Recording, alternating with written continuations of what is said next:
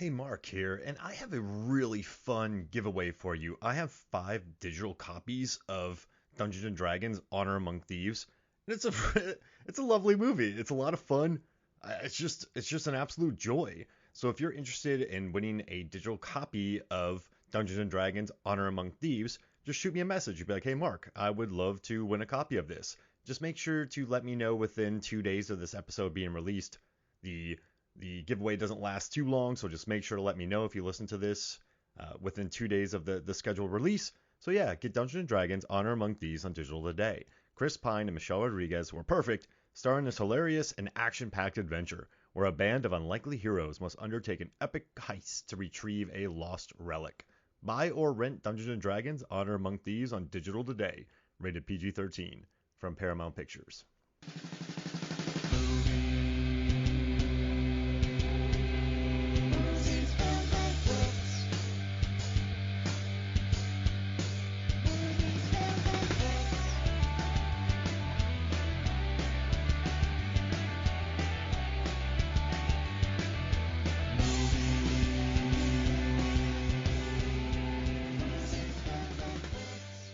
Hello and welcome to Movies, Films, and Flicks. I am Mark Hoffmeyer, and joining me is a man that was just spit out of heaven. It's Bill A. Patterson. There's a Kiss song called Heaven's on Fire, so it makes sense why I would be spit out of heaven, right? Because it's on fire.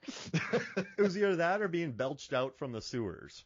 And I never knew that was the line, by the way. It was just like gobbledygook, and then I looked up, I was like, huh, okay. For once, I think I was right in my weird assumption.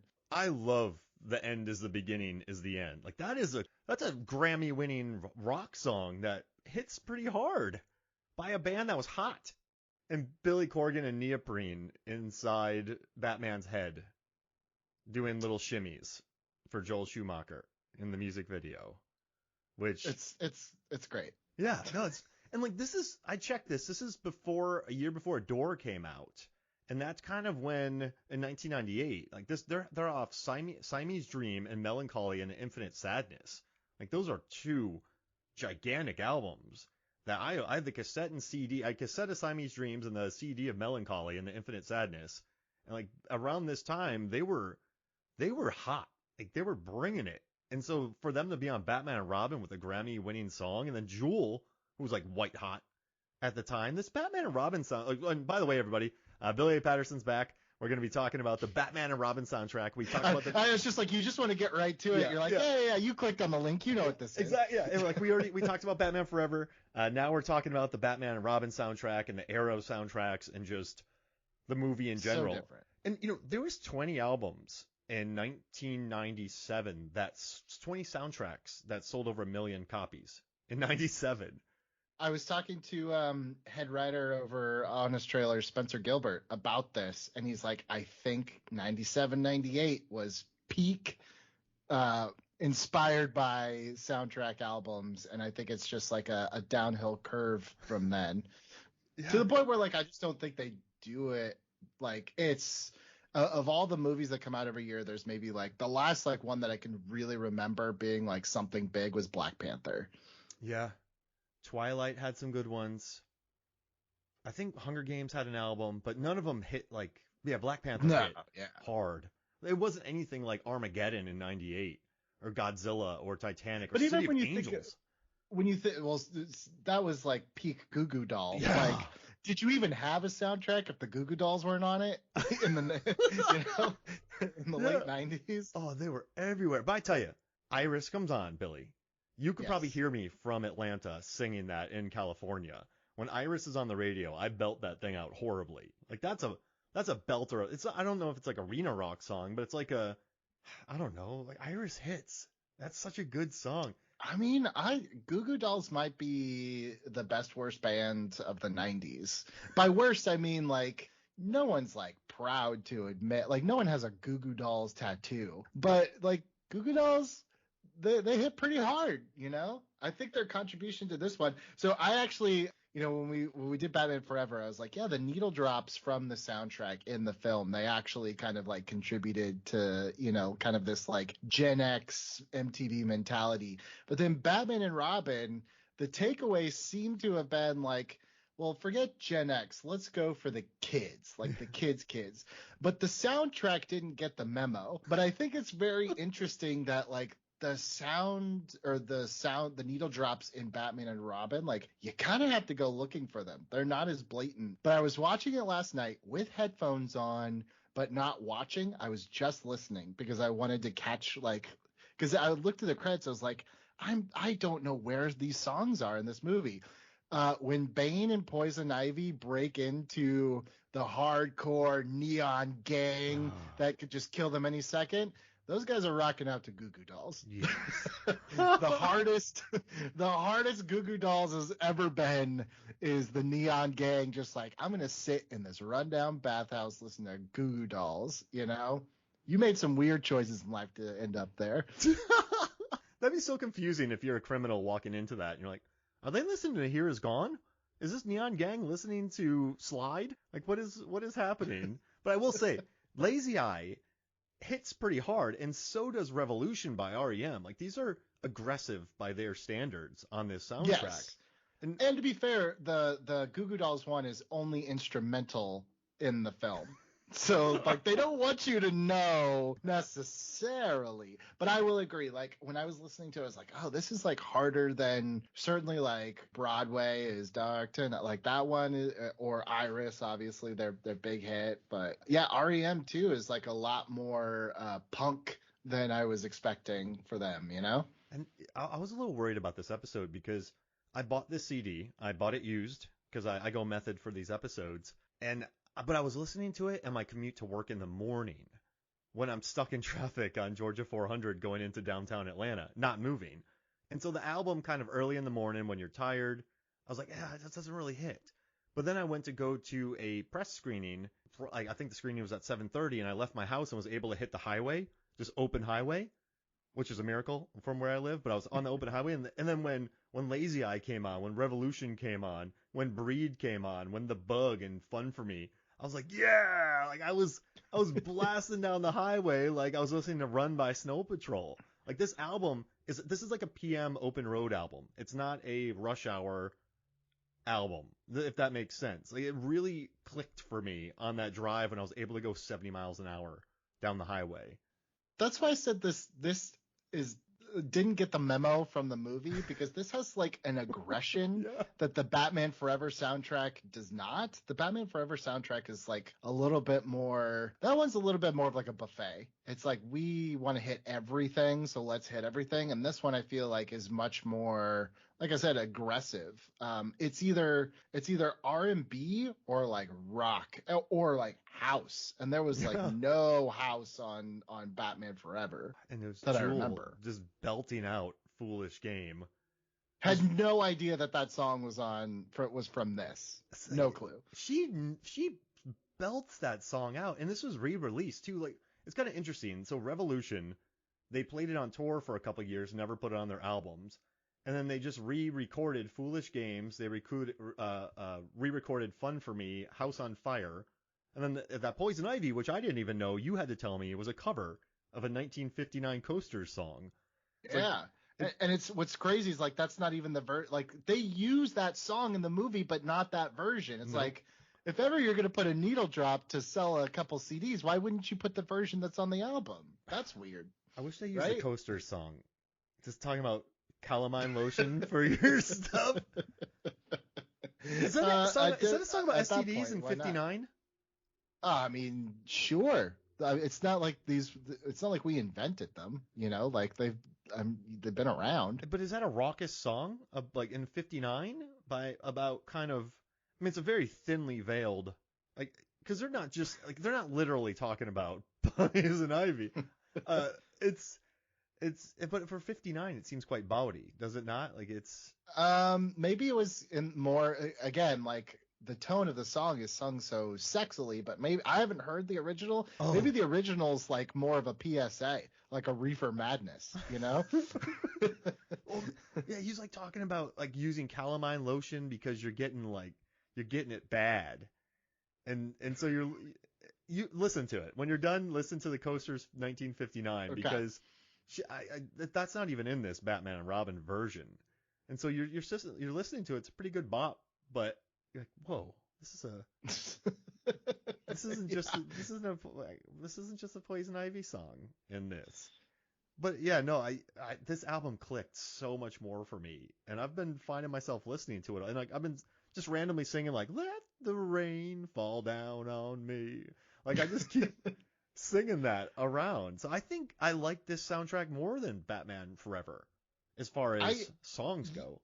I agree with you. I actually like, for my very strange musical taste, I think the Batman and Robin, like in a vacuum, is the album I prefer. But it's just like there's almost zero nostalgia for me tied to this album, which is strange because it's like I remember Batman Forever. You like could not get away from Mhm. like Seal had the Kiss from a Rose, and that was, for better or worse, it kind of still is the Batman Forever song. Like there was just, you could not like undo the two. There's nothing that really stands out from Batman and Robin that is like distinctly Batman and Robin. I know that there's music videos for a handful of these songs, but they were not on heavy rotation the way that like Kiss from a Rose was. It's just very different. Like I don't remember this being it's almost like you couldn't talk about Batman Forever without eventually getting to the music. Whereas Batman and Robin, it's like the music is such an afterthought.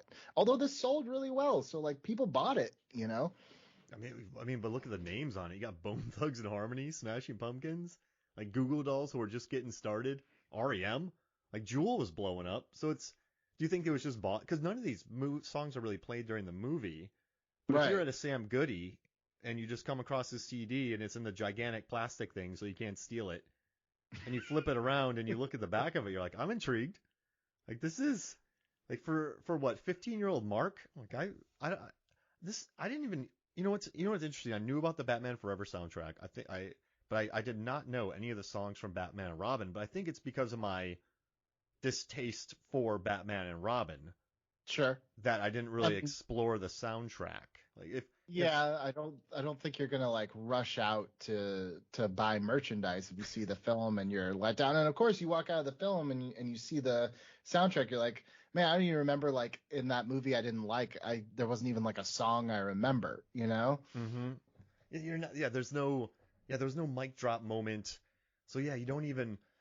For some reason in my head I thought Coolio raced on a motorcycle this movie. I did not remember anything about this. Have you seen what his character's name is, which is just beyond bizarre? What's his character name? Jonathan Crane. Oh, he's the Scarecrow. Is that not the craziest thing you've ever heard in your life?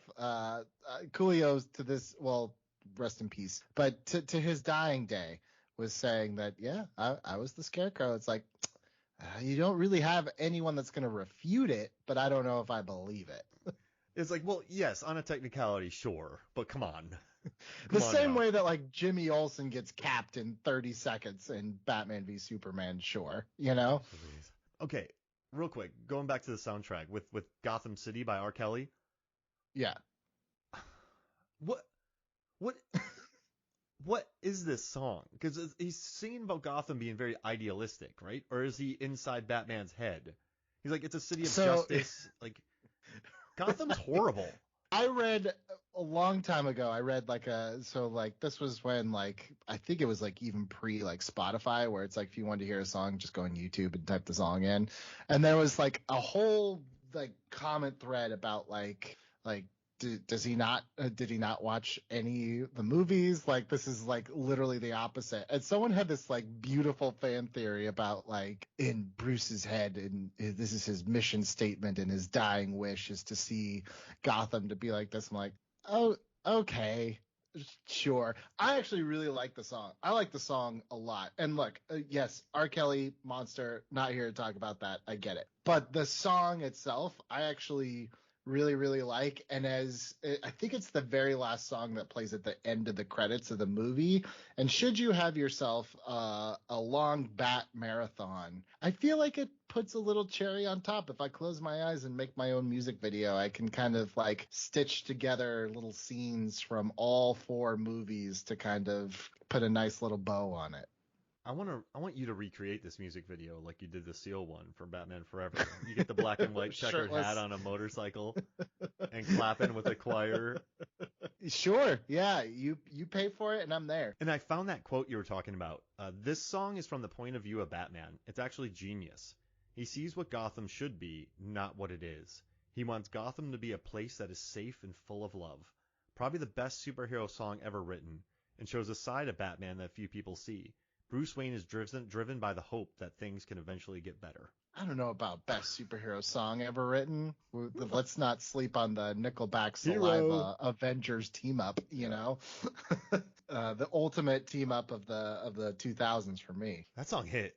That song sold millions. Dude, okay, before Nickelback became the national punching bag, like at that time, the guy from Saliva and the guy from Nickelback doing a team up for a Spider-Man song, like not since like Lady Marmalade the year before. Like those two were just like they almost started a thing. Unfortunately, I don't think it ever took off, but they almost started a thing of like big blockbuster movie, get a couple random different artists to make like an Avengers level song for it, you know? All right, question for you. Yeah. Spider-Man 4, Tom Holland gets made. Someone Okay. comes up to you and says, Billy Patterson, Sure. which two artists can you put together to do the theme song for Spider-Man Homeward Bound? Which Um, one? I think I'm going The Weeknd and Dua Lipa. Whoa. And I think that would just crush the charts. I hear it. I can hear that Yeah. song in my head right now. Yep. Right.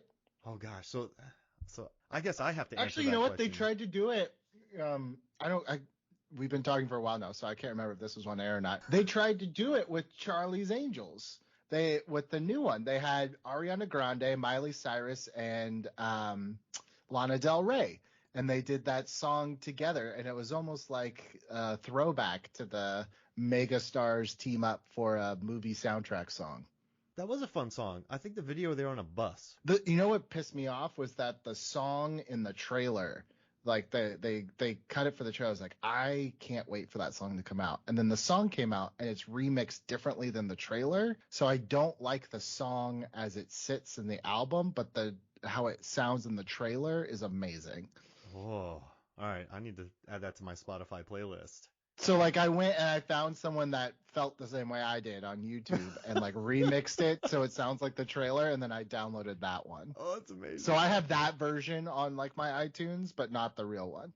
The Charlie's Angels soundtracks had some pretty good hits. Remember, it had remember the first one was like "Smack My Bitch Up." Remember it had Prodigy on it. You had Prodigy, and then you had, of course, Destiny's Child for, I don't know if it was the first or the second one, but you had Miss Independent. Oh wow. Yeah, those were Yeah. some fun soundtracks. Yeah. I mean, getting a little later in the, like that was like early 2000s when the soundtrack started to die. But, at the time of like 1997, like this was just one of like 5 amazing soundtracks. Because don't forget, you still have, Men in Black coming up, which is going to be a big one. Con Air has Huge. that huge hit, Leanne Rimes. Two right. versions of the song.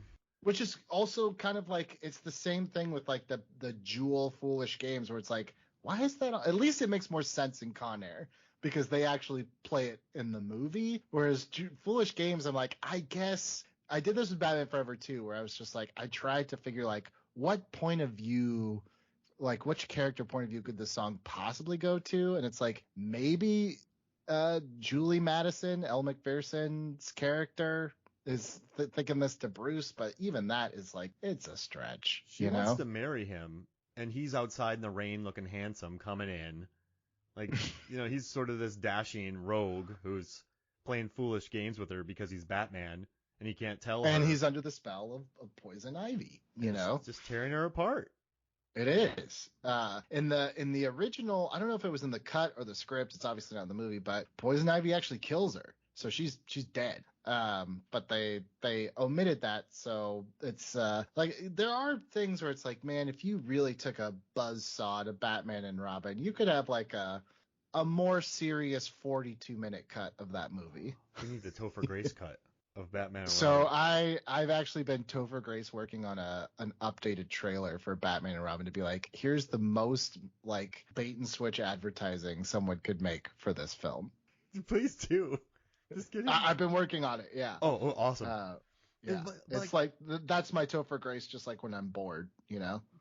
but in like the '97, right? We had Booty Call selling over 1 million, Love Jones, Private Parts, Selena, Gang Related. Well, I had Tupac, so like that's gonna sell. Soul Sure. Food. You had Full Monty, Men in Black, My Best Friend's Wedding, which was just what I Say a Little Prayer for You. I think I don't think there was too many. That's the only one that's the only one I remember being like a cultural hit. And then that was like, I remember that being more popular as like, for lack of a better term, like a meme of the time than it was like, you didn't turn on the radio and they were playing that, you know? Mm-mm. Yeah, it's that's and then Titanic in '97. So 20 albums sold over 20 soundtracks sold over 1 million. Well, it's funny because too, like look at the films that it's like there's only a couple blockbusters. That's what's interesting too, you know? Yeah, I think the Men in Black, Hmm. Titanic. And Batman and Robin. Yeah, wow. I And don't know. Would you call My Best Friend's Wedding a blockbuster? It certainly was big, and Julia Roberts at that time could open something pretty big on her own, I you mean, it know, made what 250 million? My best friend's what? in $97. Yeah. Oh, so it made wow. It made 299 million in '97. So that's a blockbuster. Yeah, yeah, that's a big one. Man, That's back when like rom-coms could still like dominate, you know, like there was such a thing as counter programming. I feel like those lines have blurred. I always remember working at theater in '99. Runaway Bride and Blair Witch Project opened. My theater, you couldn't walk through the lobby. Every movie sold out because Right. that was so strong at that moment. But that like people came in droves to watch Runaway Bride. Like Julia, man, her brand was strong in the '90s.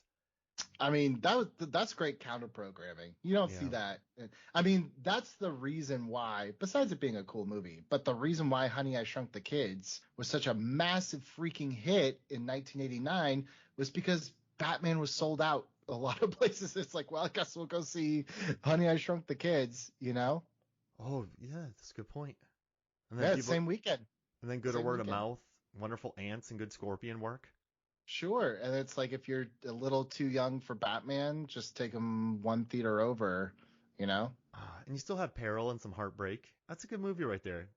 I watched it again recently, and I used to watch that on VHS a lot. I don't know how that scorpion didn't scare the living piss out of me as like a 4-year-old because it's intense. It is super intense. That poor ant. Come on now. Oh It's great, gosh. great And movie. and like '97 too. Batman and Robin seems like an outlier in '97, does it not? So With Con yeah, Air so and Face here's the Off. thing. This is what I was thinking about the other night because I was like, when Batman Forever came out in '95, like it was an unexpected like massive hit, but it stayed in the zeitgeist like that whole summer. And then I looked and it was like, why was Batman and Robin not the same? Like quality of the movie aside, because a lot of times that doesn't matter. And it's like, go look at what was around Batman Forever. There was nothing a blockbuster of that ilk that was in the set. Like, that's not to say big movies didn't come out. They did, but it was like Apollo 13 comes out. That's a different audience than Batman Forever. And then the ones that should have taken audience away from Batman Forever were massive flops, like Waterworld. So then you come to 1997, and here's why I said Batman and Robin, even if this was a pretty good movie, never stood a freaking chance. Because you have to follow maybe at that time the most anticipated sequel in the history of cinema, which is The Lost World Jurassic Park. So already most of your hype is completely gone. And it's already, you know, like moviegoers were already super hyped in 97 because you remember like a whole generation, me for one, had just fallen in love with Star Wars because of the special edition. Then we're going into Jurassic Park. So now it's like, okay, I have a little bit of hype left for Batman. Batman comes, doesn't quite hit the note that they want it to, and almost immediately afterwards, you have Men in Black, which just washes away Batman and Robin. So Batman and Robin never really had a chance to live in the zeitgeist of the summer of 97 because there was something right before it and something waiting in the wings to knock it out. Whereas in 95, you know, you would think like Mighty Morphin Power Rangers, the movie would appeal to kids, but it didn't. Batman Forever still outgrossed it. I think Batman Forever had a clear path for that summer and kind of stayed in our heads, whereas Batman and Robin, even if it was of the same quality of Batman Forever, just there were too many things waiting in the wings to knock it out. And that's a great point because let's look at this. We had Con Air coming out in Right. June 6th, weekend of June 6th, pulled in 24 million. Following weekend, Speed 2, Cruise Control, dud, but it was still anticipated. And Exactly. then that maybe gave people a little bit of sequel fatigue too, like, oh man, Speed 2, holy mackerel. And then, I mean, that's actually really bad luck for Batman and Robin to follow Speed 2 because you have the negativity of Speed 2, then the negativity of Batman and Robin. And I mean, you could, even though it grossed a bajillion dollars, and I really like it. Like, I think people left slightly disappointed from The Lost World. It Yeah. wasn't exactly what they thought. So you're right. I think like these follow-ups were not necessarily firing on all cylinders. But I think then you get Men in Black, which I don't know if anyone thought it was going to be that big for a property that no one really knew at that point. You're banking on, you know, adults who love the firm, I guess, going to, or the client, I mean, going to see, or, you know, whatever with Tommy Lee Jones. And then you have, like, I guess the drawing power of Will Smith, because, you know, he still had the holdover from Independence Day and Bad Boys, you know. Oh God, yeah, he was so, and that movie's This good too. was his King of the Summer, you know. This was kind of like the hat trick of those big Will Smith ones. And D'Onofrio is just on fire in that movie too. Like it's just such a good. And Men in Black, like his Edgar the Bug, like Oh just yeah. yeah, wonderful I just villain. remember rolling up to see Batman and Robin. I think I was the only person that saw it like multiple times in the theater. But I'll never forget at the ticket kiosk, and you know, like it's outside and there's these huge windows and there's two banners and they're headshots, and one is Tommy Lee Jones, it just says Mr. Jones, and the other one is a headshot of Will Smith, it just says Mr. Smith.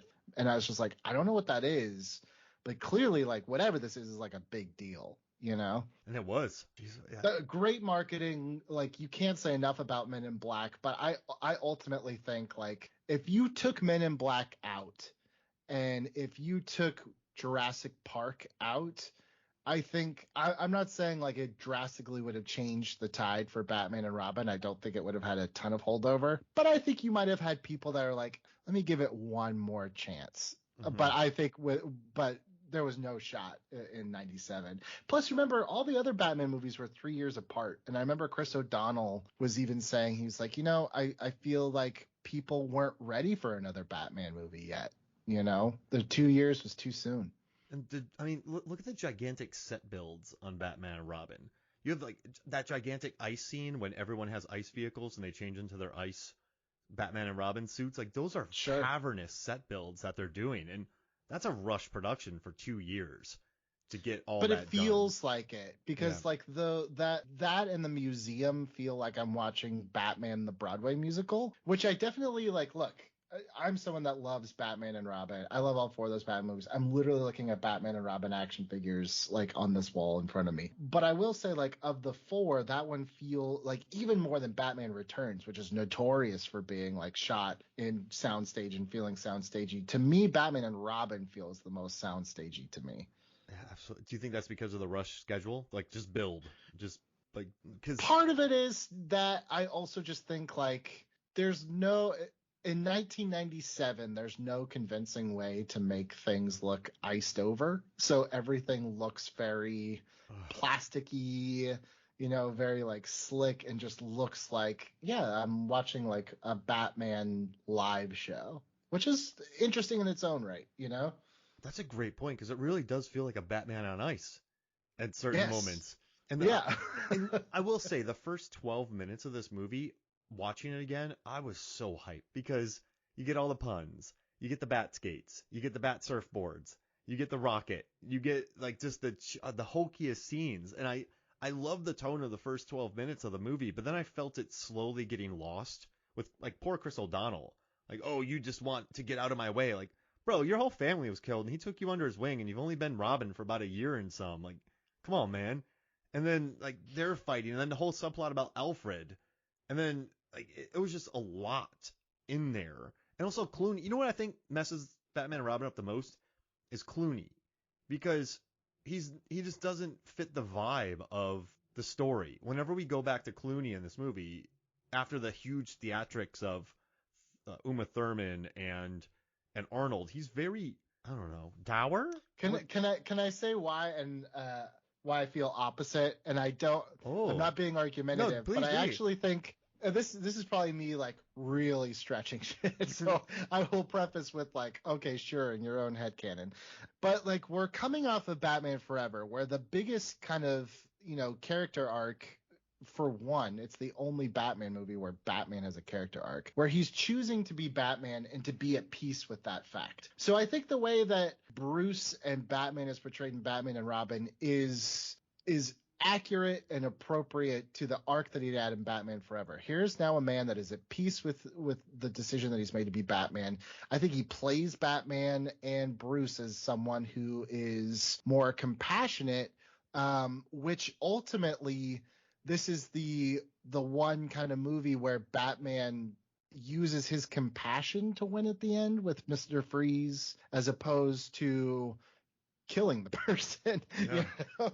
It opens and ends strong. When he's talking to Arnold and he's like, "We saved your wife." And he's like, "Take two and call me in the morning." And then Alfred comes back. I even like Batgirl at the end. Like, "Hey, Batgirl," or like, was he like, "Good job, little girl." She's like, "Good job, little boy." Like, Yeah, them going back and yeah. forth with each other. It Yeah. it ends. I think it begins and ends strong. Uh, and I think that's when you're right. I think that's when Clooney's at his best, when he's making that speech, like, "I'm not going to kill you.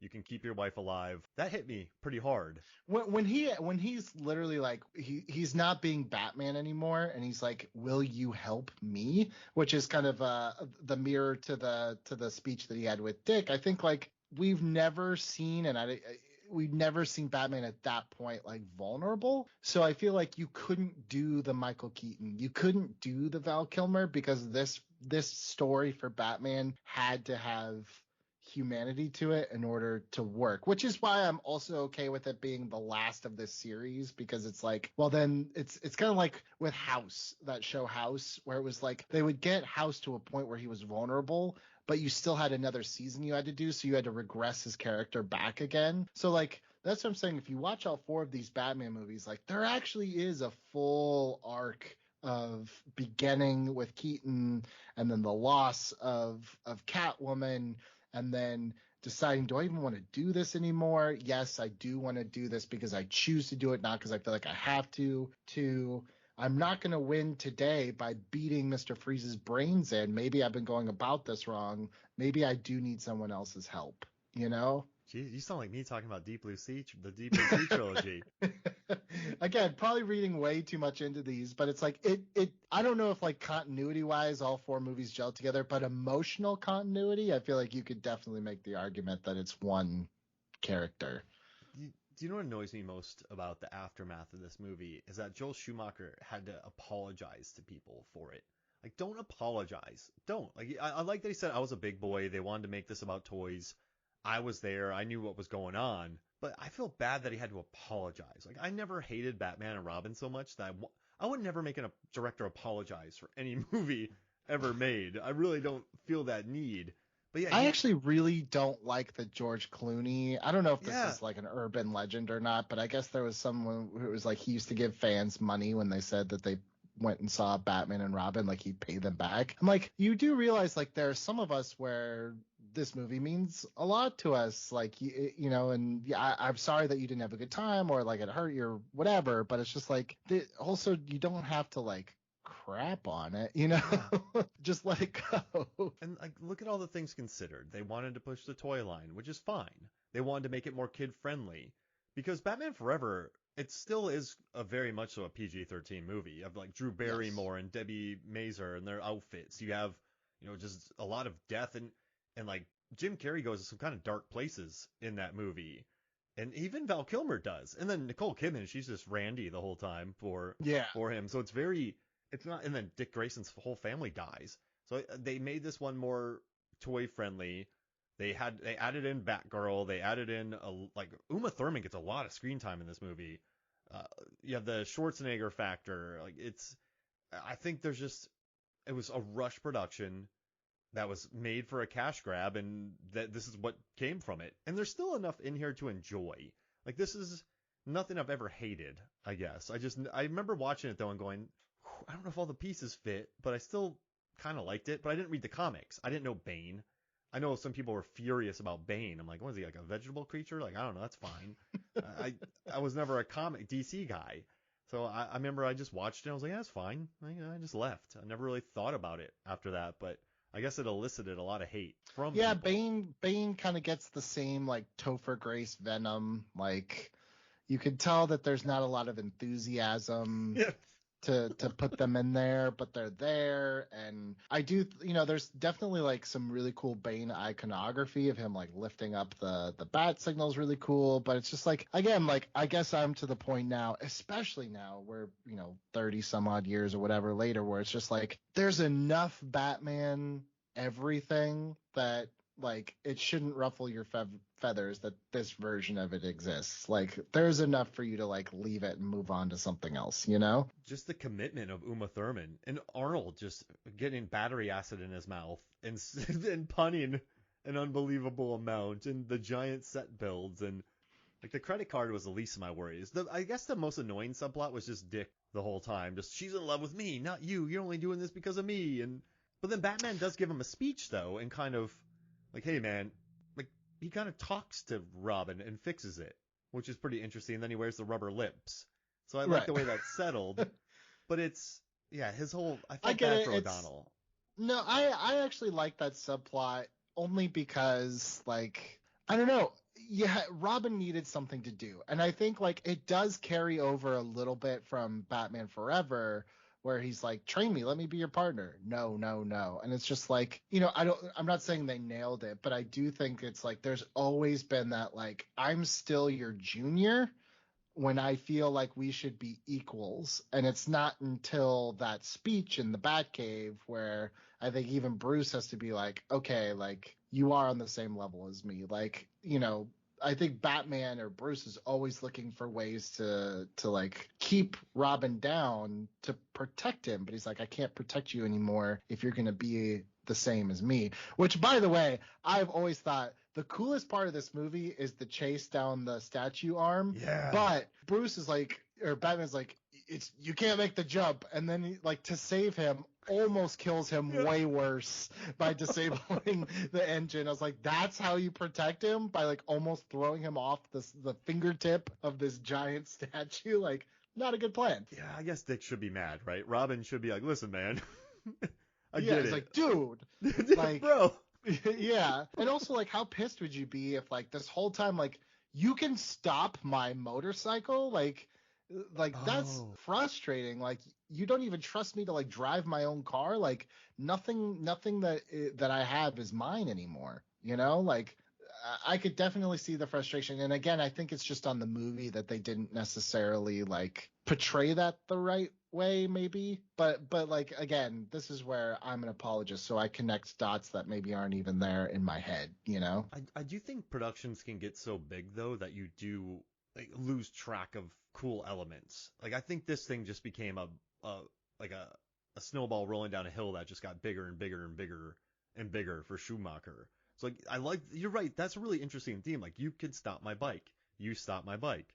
Like that's a genuine thing, but then you just don't have time to explore it because you have Arnold for a month and he works 12-hour days and he takes 4 hours to get into his costume. So you can't really explore all these elements. Right. But there's also just like, there's missed opportunities. Like Yeah. you definitely get that follow-up scene, which by the way, one of the coolest visuals of the movie is Batman in all shadow and just his eyes as the Batmobile comes up. And he's like, I could have made that jump. He's like, and you could have splattered your brains all over the side of the building. I think that's a perfect opportunity for be like, and what about what you just did? You almost killed me thinking that you knew what was best for me. Like there's just like one line of dialogue here and there that could have definitely tightened it up, but That's interesting. it's just missing, And when I'm reading about this movie, O'Donnell was kind of speaking like apparently Clooney, from what he says, he hated being on it. They said that Chris O'Donnell was like, yeah, I didn't enjoy it. Do you think they stopped sort of fighting for that because they were just trying to get by on it? Because just they stopped kind of fighting for the characters and moments like that because they were just trying to get through it. They didn't enjoy it. Does that make sense? Like they were yeah, no, just like you just like, let's just get this.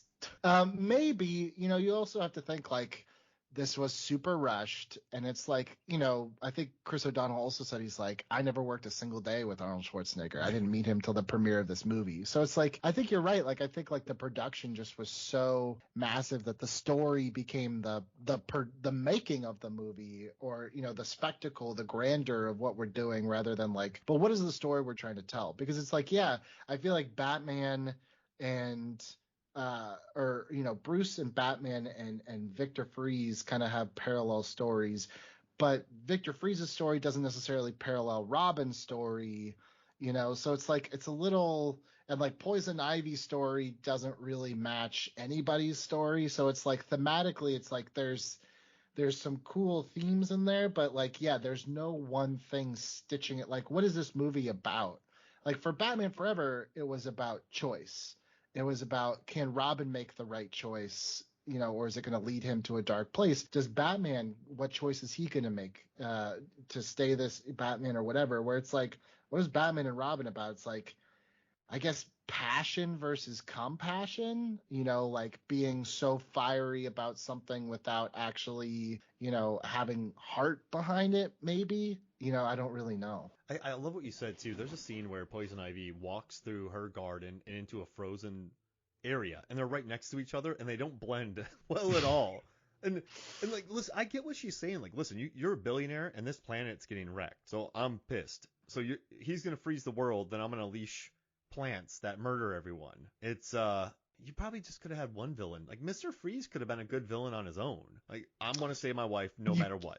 Right, you can't at that point though. That's where it's like, I don't even think Joel Schumacher was the one making the decisions. It's 10 old men in suits sitting around it was PowerPoints and stats and spreadsheets that made this movie, Yeah. And again, like, I love this movie for what it is, and it is what it is, but it's just like, yeah, this was so different. Like I said, like, Batman Forever captured that Gen X, like, this is a new Batman. And this Batman, like, to bring it back around to the soundtrack, like, it just wasn't interested. It wasn't interested in capturing Gen X. I think they were like, you know what? We didn't realize that the kids are the ones that are going to buy the toys and stuff, because they didn't buy them for Batman Returns. But maybe we were just making the wrong Batman movie.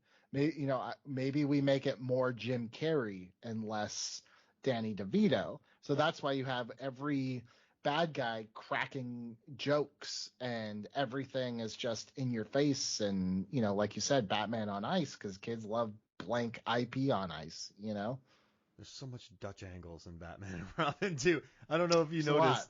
But whatever. It's not like Battlefield Earth. Oh.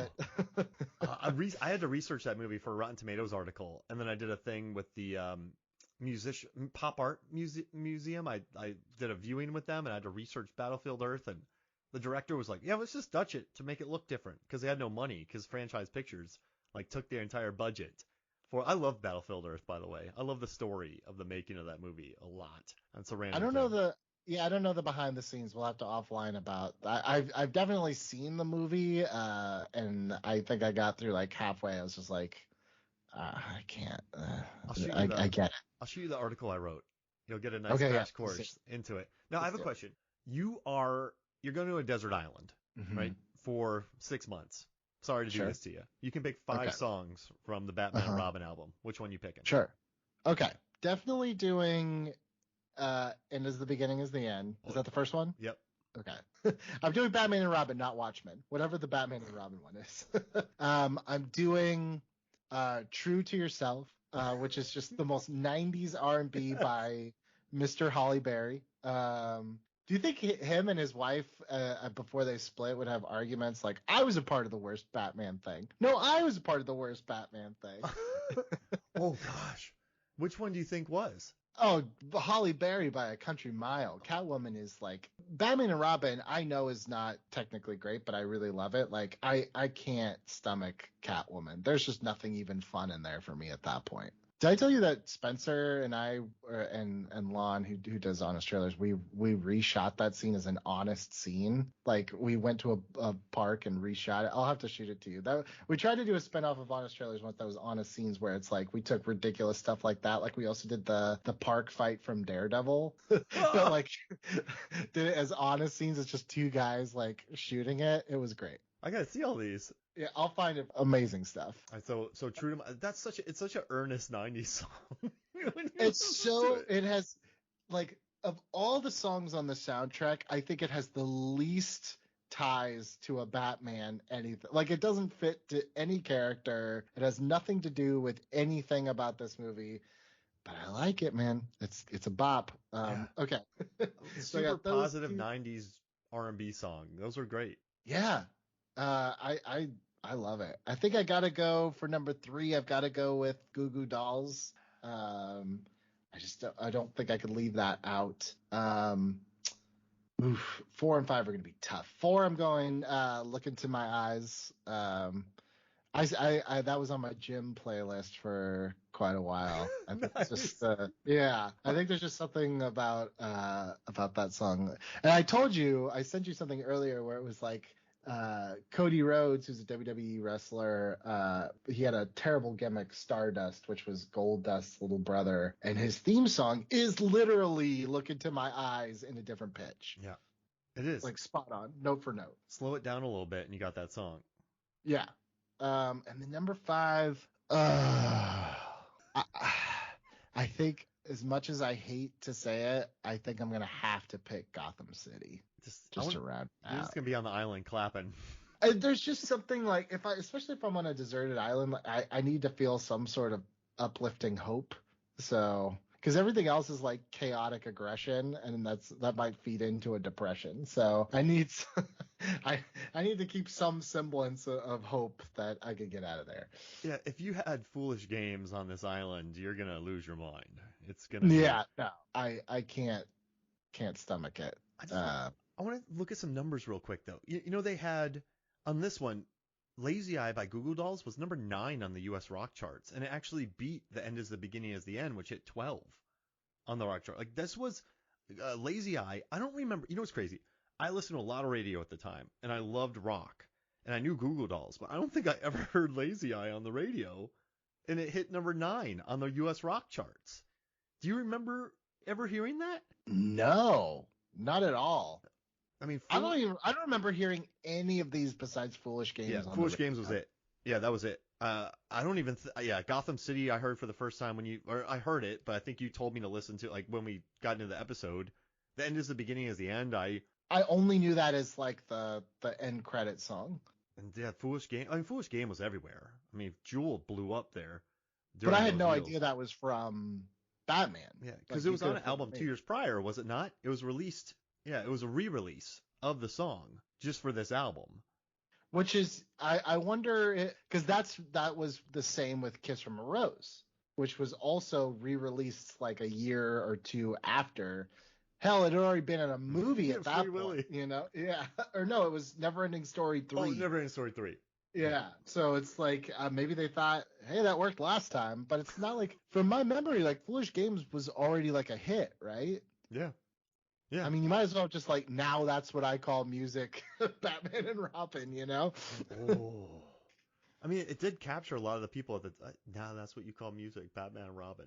Yeah, because they just slapped that on here. That's just a song that they chuck. And also the other one, the Moloko, Fun for Me. Like that was a re-release song as well. At least that one's in the movie. I think that's when they first get to the bike race. That's what's playing, and then the trance song is what plays during the actual race itself. So at least that makes some sense, you know. Well, No. you know what I actually think is the like one of the strangest parts of the soundtrack though is when you're looking at the run list, it's like what I actually think is really cool, and I wish they had done this for Batman Forever, which was they put like a part of Elliot Goldenthal's score, like a suite, but they don't put it at the end. They put it with like 2 songs left to go, so it just feels like really randomly thrown in there. It's 13 of 15. And then you got Moaner by Underworld, and the beginning is Which the is end like is the half an beginning. hour long. Yeah. Motor is so long. You're just like, okay, I get it. I don't know if they just, if the, you know, do you remember, they don't do this really anymore, but, well, because CDs aren't a thing, but do you remember that there were albums that would have like secret songs and it was like track like 90 and you had to like keep clicking next to find it? Like, it Yeah. almost felt as like, were these like secret songs, you know?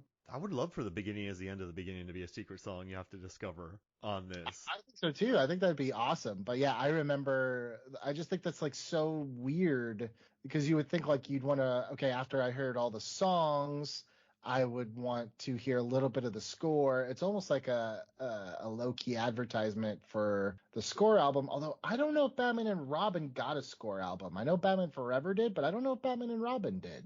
It's a it's you know what though? It's a very appropriate score for Batman and Robin. It captures the bonkers energy of the movie. But I don't I looked around, I never saw an original soundtrack. There's almost just music inspired by. I do wonder though, like how much of Batman Forever score is recycled versus like I don't know how many like because like Mr. Freeze does not have like a theme. Poison Ivy does. She has kind of like that sexy clarinet saxophone jazz kind of sound. But Mr. Freeze does not have like an identifiable theme. And now that I think about it, like Penguin had kind of like the he and Catwoman definitely had themes. Joker had like Beautiful Dreamer, which was kind of interesting. Yeah. But yeah, I can't think Mr. Freeze was just kind of like, just pick a track from the last one and just throw it on there. How do we pick a theme for Arnold Schwarzenegger as Mr. Freeze? I don't know. Let's not even do it. Let's not even do it. The people behind the scenes, like, just play something loud. I don't know. But Yeah, you would think like I one of the cool things about it's like, dude, for Joker and Dark Knight, they just played like one distorted guitar note. It's not even like there's like not a lot of music to it. It's just and you're like, oh, Joker. It's like you couldn't do that for Mr. Freeze, you know? it's a big sax solo for him. But he's very melancholy. But Arnold's still committed. What do you think about his performance in this movie? There's It's not there's self-conscious. some great moments, and that's why it was actually Arnold's performance that made me want to Topher Grace a trailer together, because I'm like, if you take out certain moments, like he can be really terrifying. Like I think like one of my favorite shots of the movie is when Poison Ivy's captured at the end. She's like, he loves me. He's like, not. And he Yeah. shows up and you just get the The silhouette glow. with the lit up parts. I'm like, that's amazing. Or him with the single tear. It's like, oh, the dude can't even cry because it's just going to evaporate away. Like that stuff's there. And I definitely think he was capable, but I also don't know. And this is me purely speculating. I don't know if Arnold Schwarzenegger was confident enough in himself to play it very straight, you know? Because had he yet? Maybe True Lies, he showed some. True Lies, he showed a little bit of. No, he wasn't too straight in that one. Terminator, you could say, like Terminator 2, I think Yeah. that there was like kind of at the end. But again, like, by the way, anyone who's never done any acting, whether it's professional, amateur, whatever, like acting like a robot and being convincing is actually really, really hard. So it's not to say he wasn't capable. It's just like, yeah, like there were moments in Batman and Robin where I'm just like, man, if you had hit that a little bit harder, I think, I'm not saying no ice puns, but not everything out of your mouth has to be an ice pun, And I love that point you made, and you're a producer, so you've seen it. And I've worked on I've been on 150 sets like over the years, and like acting, I learned to not really criticize performances anymore because after watching extras or being on screen, it's a different world entirely. You have to like let go of yourself. You need to really focus on your surroundings, embrace like the fantasy of it. And whenever I would put extras on screen, they forgot how to walk. Like this, if you've seen an extras walk. So I've always, I guess from then, like I've always admired Schwarzenegger's performance. Like I love him a lot in Predator. I think it's a selfless performance because he gets the crap beat out of him by the Yautja. Like I think he's there, but yeah, he probably couldn't have pulled off, say, a DeVito or a Joker or one of those type roles to play it too totally straight. He might have though. He might have because like I said, I also think like when he first gets angry when he thinks that Batman has killed his wife, but then it's almost like if you watch that scene, it's almost like he catches himself like, oh, I'm a little too serious. I need to comic it up because then he like shifts at the very end of that speech. He's like, first Gotham, then the world. It's like if you cut just that part out but kept the rest of that speech, like that's a good like upset performance. Like it makes sense to me, you know? But it kind of has a little bit of the Taika Waititi, like every time that Arnold gets a little bit of emotion, he has to immediately undercut it with a joke. Like he's crying because he misses his wife. I'm just like, damn, that's good. And then I hate when people talk during the movie. It's like, damn it, you were so close to having like this really intense scene. And yeah, I don't know if it was Arnold or Joel or executive. Someone was like, let's not get too heavy here, you know? Pump the brakes. So whenever you get some momentum, like that's why I felt like the latest Thor. Every time you had something going, someone just slammed on the brake pedal, and then you sort of get stopped, and then you have to get the momentum back. But you're Yeah, right. there's a little bit of that in this movie. He is strong at the end. It begins and ends strong, and it. I will say it at two. I'm not saying it's a long movie. I really don't care about long movies, but it definitely feels since there is a bit of whiplash in the movie, it does slow it down. So it does feel like a long watch, at least to me. Like it the tones sort of shift, and then I think I feel that, and it makes the experience feel longer. Yeah, to a certain extent. I almost feel like in that case, it's like that's where like I think everyone now like praises the Alfred storyline, where I was just like, that's the one where I feel like the movie just stops. And I get that the parallel there is like necessary for, you know, Bruce needs to save his loved one and Victor couldn't save his loved one. So like it makes sense. But I think what makes the movie maybe drag a little bit is like, well, that doesn't gel super well with what Robin's going through and what Batgirl's going through and what Poison Ivy's going through. So it feels longer than it is because we're not all dealing with the same problem. We're Yeah, all dealing with different emotional issues that should have all been separate stories, you know? that's a great point. So yeah, you just said what I said, but much more articulately. And I guess that's why Batman Forever works, because Two-Face just wants chaos, and he just joins up with Riddler. And so it's not like two competing ideologies. It's just a maniac teams up with another maniac to. He wants revenge. I mean, that one is because he wants revenge on Batman, and Riddler wants revenge on Bruce. So it's like, you know, that to me makes sense because it's like Bruce is just like, I can't win. Someone wants to kill me, whether I'm this guy or that guy, you know? Whoa. Um, You need to do a so TED talk on these, because I'm the way you I, just phrased that. The way you just I've phrased that, I went. seriously thought about writing books about these movies. I'm like, I would sell 2 copies, one to my mom. You should do the Batman Forever in like 30 chapters podcast. I don't think anyone wants to hear that. But in a short soundbite, I will say like yes, the reason why to me Batman Forever definitely feels much more cohesive is because we're all leaning into the same themes. I mean, even Chase, she wants Bruce, but she wants Batman. And it's like I can't choose who I want to be. And ultimately, he's like I can choose to be both. For different reasons. Whereas this one, it's like I don't really know how to reconcile what Poison Ivy wants with what Mr. Freeze wants, which makes it even more bizarre to me that they team up because she's just like, well, that's a hot guy and he's the only one that doesn't like me, so I guess we should team up, you know? Like she has no reason to want to get Batman because she does, if anything, she should want Bruce dead, but she doesn't know that Bruce is Batman. So like it just like no one's motivations quite makes 100% sense in that story, which is why it feels maybe longer than the other ones. Because you're waiting for it to all like, where's the thread that connects all this, and it just never comes, you know? And she's got those seeds that can grow an entire forest in minutes.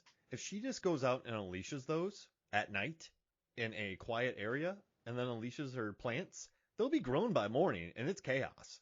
So she, Yeah, she doesn't need any like she needs Bane, and I yeah, think that that's in fine. his hat. She she literally needs to get rid of Mr. Freeze because he is not ideal for how she wants to rule the world. So it's Yeah. like I don't know what the plan is here, you know? She could have gone to a remote area and let loose her stuff and just let it grow with no one noticing. And then by then it's too late. But I definitely think it's like they have the same Poison Ivy problem as they did Two-Face, which is where we get to a point, and this is just like where studio mandates come in. It's like we need like multiple villains, where it's just like you realize emotionally that the conflict is between Batman and one of the villains. It's Batman and Riddler. It's Batman and Freeze, but we still have the secondary villain. So what do? They're just not part of the third act. Like Two-Face is there for a second and then he just randomly shows up and dies because it's like we don't have anything to do for him. Poison Ivy, they're just very much so they're like, we're not even going to let you get to the last set piece. Like you are done, you know? You live, but you get trapped. That was a surprise. She just got. Silverstone fights her and then she's out. And then there's kind of like a dismissal of it, which I think is kind of fun. Like, all right, one down. Let's go get the next one. Like, there doesn't seem to be a ton of finality to it, so you really are like, huh, okay, I'll go with it. You know. Look, for as much as I'm crapping on this movie, like I do love it for what it is, but it is like that's why it's just like if anyone's just like that movie's terrible, I'm like I'm not gonna fight you. Like, there's too much structurally wrong with this. Like, that doesn't mean I don't love it. Like. Yeah. You know, there's a lot wrong with me, but, you know, my parents still love me, you know. I'm not structurally sound. If people don't get that you can enjoy something because of the time you watched it and also too, do you think that this movie is so heaped with disdain that you're a little defensive of it? Because I have that with movie like Deep Blue Sea. It's like how do people think that's a bad movie? Like I think maybe I'm more defensive of it because people think it's a bad movie, but I'm like, no, it's a fun, good movie. You know, you said you didn't like Joel Schumacher's apology, but there is one thing that he said that I really admire and I agree with, where he's not apologizing for the film. What he says is, if you went and you saw Batman Forever and you really enjoyed it and you came to Batman and Robin expecting the same thing, then I'm sorry that I like let you down. And I kind of feel the same way about it, where it's just like I can accept Batman and Robin for what it is, like in a vacuum. But if someone's just like, man, that was that let me down, like I couldn't deal with it. It's like, yeah, I could definitely see that. Like this movie doesn't necessarily like add up a ton. It's definitely tonally different than Batman. I think we talked about this in Batman Forever. I think it's tonally in some ways more closer to Batman Returns than Batman Forever, because Batman Returns way campier and weirder than people are letting themselves remember it is. Wind up penguins with missiles and stuff is like much more in line with this version of Batman. But also too, like, I think there's been so much Batman now that it's like, why be mad at this one? Like, it's almost like, wouldn't you want to see that really weird, especially this culture that loves watching ironic shit? Like, wouldn't you want to see the weird Broadway version of a Batman movie? Like, you have your other ones, you know, Yeah. like, this one can just exist as like, remember that weird one, that weird time, you know? Batman I don't know on why Ice. it's not celebrated like that, Yeah. you know, as like a weird cult, like, I can't believe we did that kind of thing, as opposed to this like vitriolic kind of feel. I don't know. Apologize. Like that Vice interview, the dude was going at Schumacher.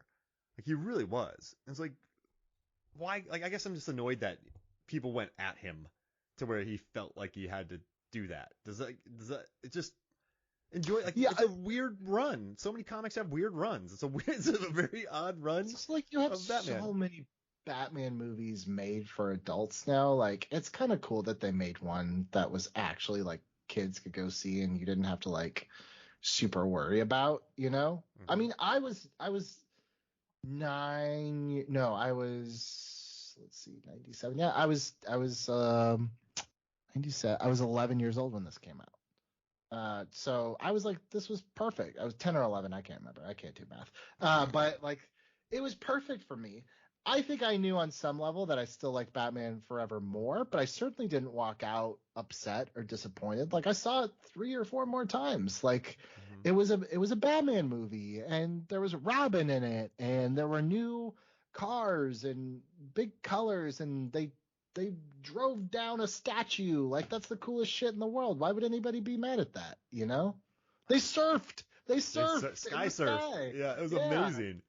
That was that's right. The opening 12 minutes I love. That really hits. But well, this was lovely. You know, man. I tried. Oh, sorry. One last thought. Yeah, yeah. I tried to wrap my head around for like years. Like this is how much I tried to like make sense of it. I was like, there must be something in Robin's cycle where when he jumps and crashes through a wall, it makes his logo because in the museum door, he crashes through the door, and then behind him is a perfectly cut out Robin logo. I don't know if Oh, you noticed it. And I was just like, I wonder what's on his like not even just thinking like that's dumb. I literally spent like years trying to like I bought the Redbird toy and I was just like it had like little flaps that came out. I was like, okay, these must come out and cut the shape as he's jumping through. Yeah. That's the kind of kid I was. I love it. That's how Yeah. I make my money, Billy. It's answering questions like that. So yeah, and we're gonna do Godzilla next, right? Another maligned.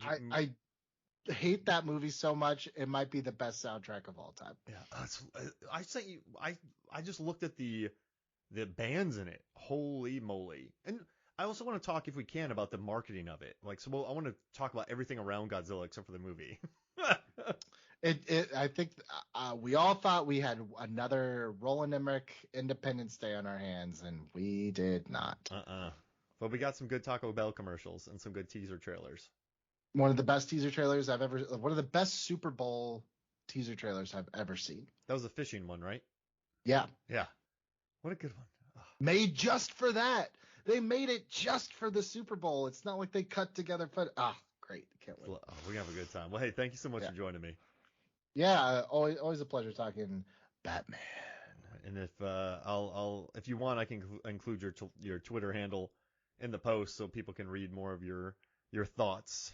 You don't tweet much, but when you do, No, when I do, I make it count. yeah, they're bangers. All right, it's usually just retweeting Batman Forever, Batman and Robin stuff. So. If you want to get a retweet from Billy, just do that and tag him, and you will most definitely get that. But hey, thank you so much for joining me, man. All right, so for me, Mark Hoffmeyer, for Billy Patterson, this is Movies from the Flicks. We'll see you next week.